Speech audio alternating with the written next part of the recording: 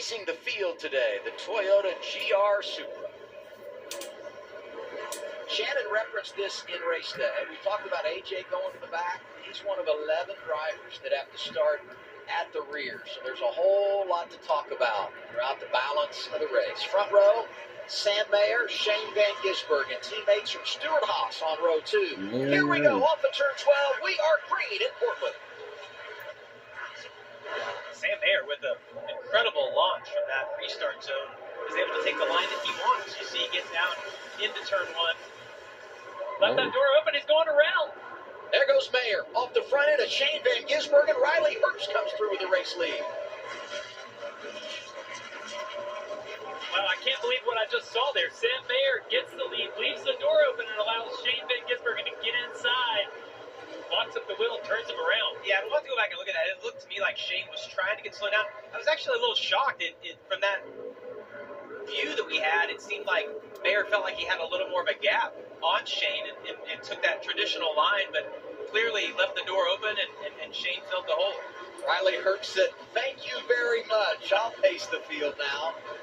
Adam, we said turn 1, 2, 3 are going to be chaotic. I didn't know lap 1. We're 3 for 3. 3 years here, and already we've had an incident in our third race at Portland where the event has been impacted by what happens down in turns 1, 2, and 3. Yeah, and this will be a little bit of a view from an aerial cam. You see Mayer moves back up, gets into that traditional line, and it just looks to me like he's a little bit cautious getting into turn 1. You see Shane's trying to get slowed down, but just makes contact, sends Mayer around, and as you said, Riley Herbst able to capitalize on it. And I don't blame that on Shane Van Gisbergen. I mean, Sam Mayer left the door open, he fills the gap, and you'll see Sam come down, not realizing that Shane's in there, locked up, and it's going to happen every time.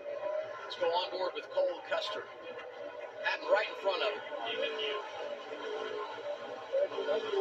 It almost looks like Shane locked the rear brakes up right there, trying to stay off of Sam Mayer. Typically at the start of these races, guys aren't overly aggressive. The one thing that we need to talk about here, though, very limited practice, obviously a little bit of qualifying. I think getting those reference points picked out, your braking markers into turn 1, everybody's still filling that out. We mentioned that some good drivers are coming from the back after dropping to the rear because of those adjustments. A.J. Allmendinger in that category. Now Sam Mayer, who fell to 27th after spinning out in turn 1. By the way, when you missed the corner down there, and we saw a few drivers do it beyond Mayer, you have to maneuver through those A-frames. That's your debt to NASCAR when you miss turn 1 or turn 2. Yeah, and the one thing that we have learned over the last 2 years is paying that penalty. It's not a huge penalty. We've seen some of the guys actually only lose a couple of positions if you can do that correctly. Well, we saw Justin Allgaier last year from the lead rejoin in second and be able to finish second there on the last lap. Yeah, Brandon Jones there out front of A.J. Allmendinger, ran the ARCA race yesterday, finished second, getting some laps. But I've been really impressed with this 98 car out front so far this weekend. Fastest in round 4 qualifying. Now out front, we know that these Stuart Haas cars would be good based on Cole Custer's performance last year, but right now, doing a good job. Ford still winless in 2024 Indy Xfinity Series.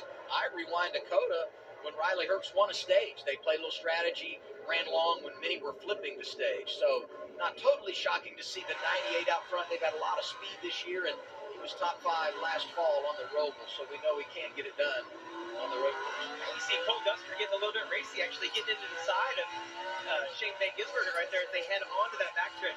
This leads down into turn 10, which is a fairly heavy braking zone.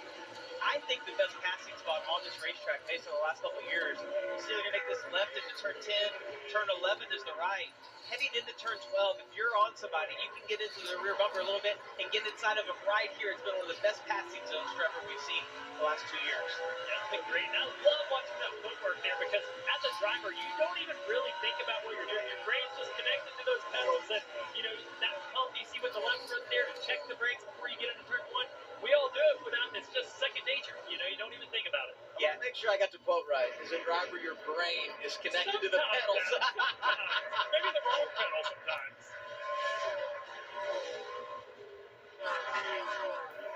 Had a driver get off right there. See the number on that car.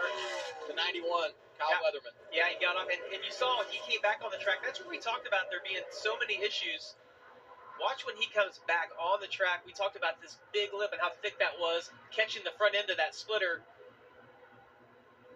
Ooh, still not bad though. It didn't catch the front edge of that, which is what ripped that off. But you can still see, you have to be really careful that even if you have to come on the track a little bit slower, Trevor, to make sure you don't destroy your car. Yeah, I'm sure he saw what happened in qualifying. You see him change his angle at the last second, try to come across it sideways a little bit. Really fortunate there to keep that splitter on the car. Hey, we got to celebrate Weatherman. Last weekend at Charlotte, he didn't get to practice because they had an issue, and he was able to drive through the field, finish in the 11th position despite a penalty. So a really good effort for this team last weekend at Charlotte Motor Speedway. Opening stage, 25 laps. Herbst is leading. Allgaier second. Van Gisbergen and Custer Creed the top 5. Let's go to Josh. Well, Adam, keep an eye on that 18 of Sheldon Creed out here today. He's been Van really strong. Gisbergen come over here from Australia driving supercars, trying to make himself known in the Nascar, Xfinity, and Cup Series. Yes, they felt good about what they have, and he was good last year when he was with RCR in the 2 car, but just not a winning type of car, but a car that's a couple adjustments away from being that winning car that they need as Sheldon looks for that first win of his career in the Xfinity Series. And Josh, go ahead and take a look at that. Worse, finish in the top 5, but at the same time he said, hey, I gotta treat it like I'm in the 92 car, which I'm in most of the other weeks. I can't push too hard because that's where I'll get in trouble. But right now he's running inside the top 10 in 7th position. Said that car is just tight both directions, going both left and right, guys. He's making a great impression today, no doubt about it, Josh. The top 5 cars are starting to stack up here behind Riley Herbst as he loses a little bit of long run pace. Justin Allgaier made a challenge to the inside in turn 1. Was there, but was nice about it. Let him get down. But now as you see these cars stack up, the pressure's going to build on Riley Herbst. Yeah, and when you see him stacking up like that, Riley's holding those guys up. He's been a couple of